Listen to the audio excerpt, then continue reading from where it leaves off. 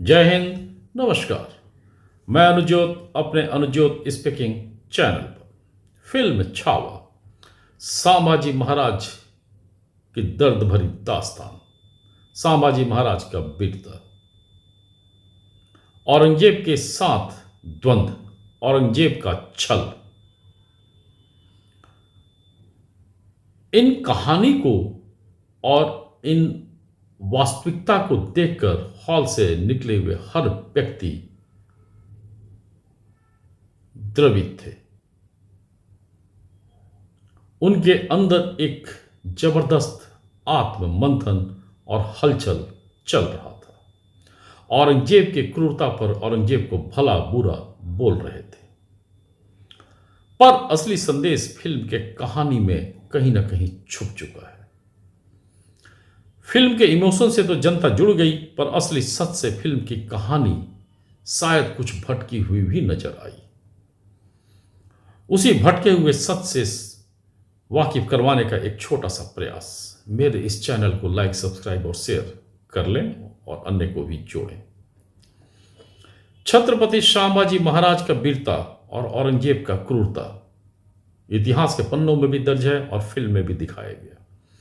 छत्रपति शिवाजी महाराज का शौर्य और औरंगजेब का धूर्तता, ये भी इतिहास के पन्नों में दर्ज है और फिल्म में भी कुछ हद तक दिखाया गया, या कई अन्य फिल्मों में भी इसे दिखाया जा चुका है।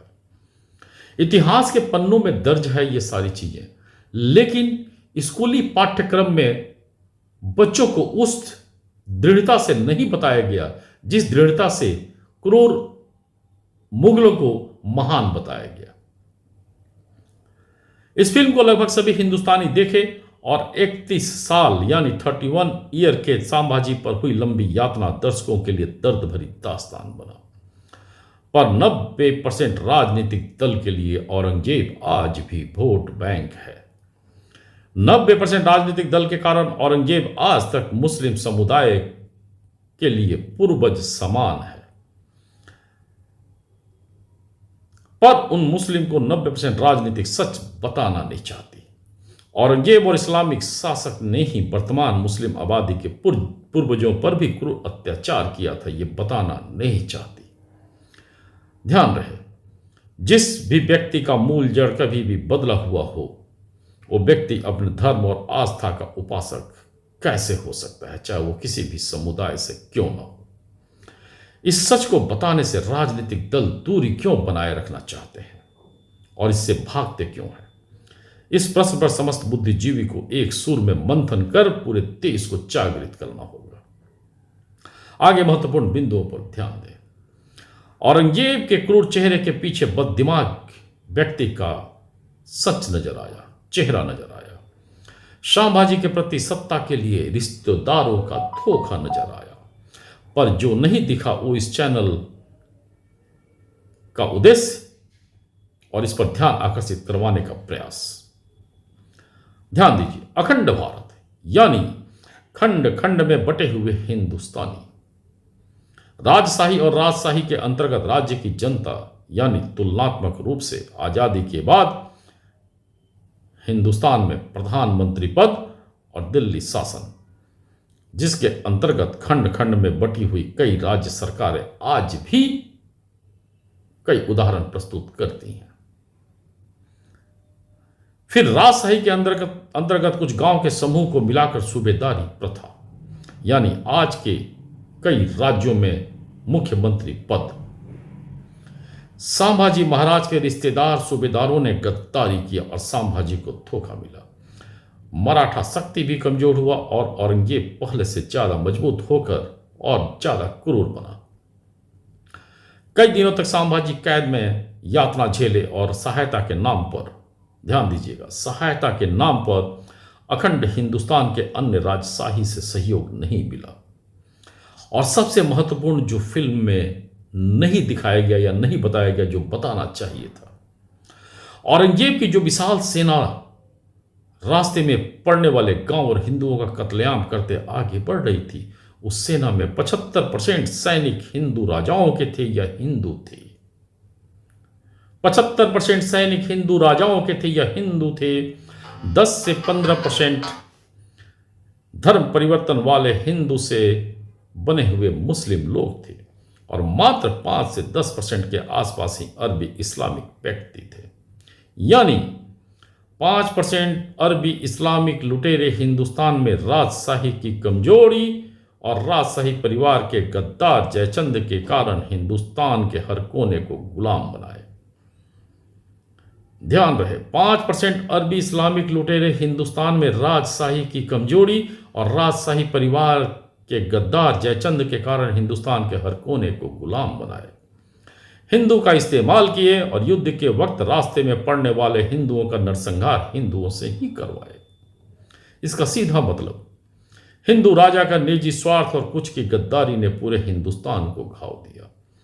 मुगल और लुटेरे संस्कृति से न खुद बच पाए और न अन्य को बचा पाए। आज की स्थितियों का तुलना उस वक्त से किया जाए तो हिंदुस्तान में विद्यमान हर राज्य में 90% राजनीतिक दल उन्हीं गद्दार राजा या जयचंद से प्रेरित हैं। कुछ स्वार्थी राजनीतिक दल कुछ राज्यों में सत्ता में भी हैं। ध्यान रहे, कुछ स्वार्थी राजनीतिक दल कुछ राज्यों में सत्ता में भी हैं और खुलकर अपने सत्ता लालच में पूरे हिंदुस्तान को कालिस्तान और आगिस्तान सोच के हवाले कर रहे हैं। इतिहास गवाह है, एक भी जयचंद नहीं बचा। जयचंद का परिवार, जयचंद का अर्जित संपत्ति, महल, पीढ़ी कोई नहीं बचा।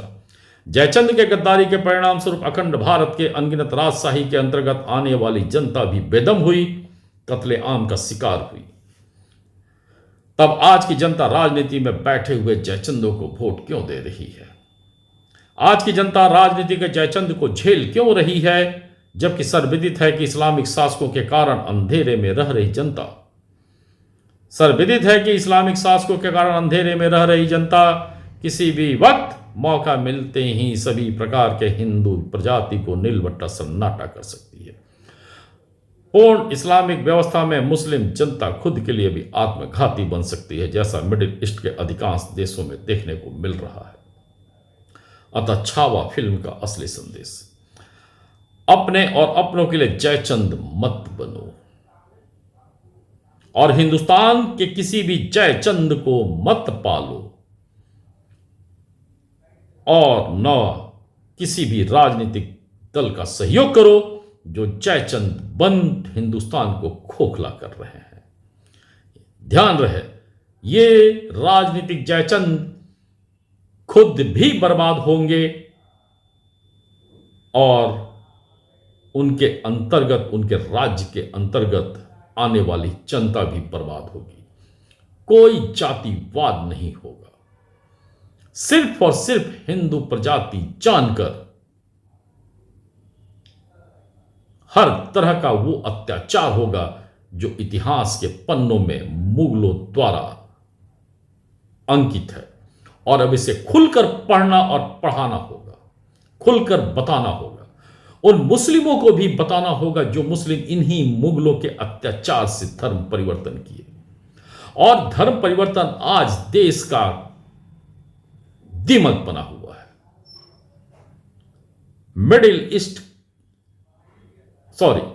नॉर्थ ईस्ट के कई राज्य आज धर्म परिवर्तन से देश में कई तरह का समस्या पैदा किए हुए हैं। देश के अंदरूनी हिस्से में धर्म परिवर्तन कई तरह का समस्या पैदा किया हुआ है। पत्थरबाजी की घटना धर्म परिवर्तन का एक सबसे बड़ा उदाहरण है।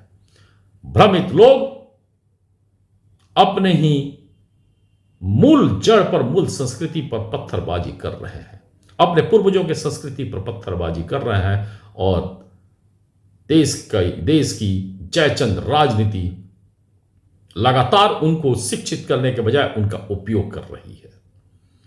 अतः इस देश से, हिंदुस्तान से जयचंद राजनीति को खत्म करवाना हर हिंदुस्तानी का प्रथम कर्तव्य होना चाहिए, प्रथम फर्ज होना चाहिए। जय हिंद, धन्यवाद, नमस्कार।